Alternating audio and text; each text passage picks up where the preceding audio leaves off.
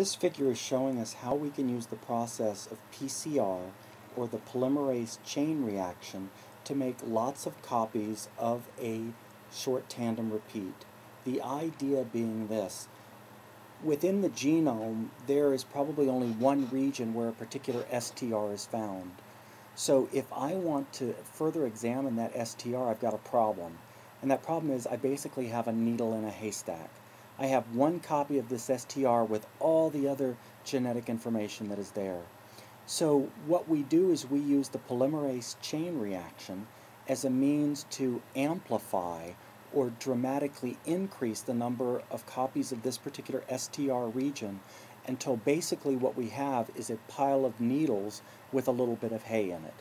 So this molecular technique has revolutionized genetics, and its founder, Kary Mullis, received a Nobel Prize for his work on this. And I also, in the module, have included some additional websites so you can learn more about the process of PCR.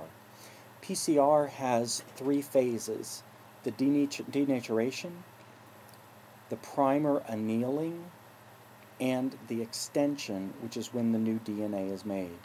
So the first step, we use heat to melt the bonds, in other words, to denature the double strand. Then in the reaction, we have our primers.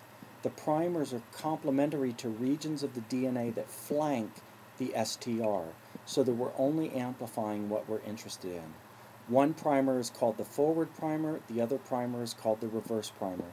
And again, most likely these primers are going to have different sequences because we want specificity. We want this primer to only bind here, we want this primer to only bind here. Then as we move into the third phase, which is extension, that's where the DNA polymerase comes in, and it sees this primer and it starts extending off of that primer in this direction on this strand and on this direction in this strand.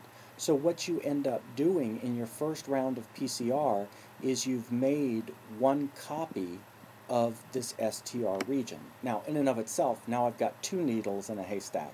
And you might say, well, that's not very helpful, but it's the idea of exponential growth. 2 goes to 4, 4 goes to 8, to 16, to 32, and so on.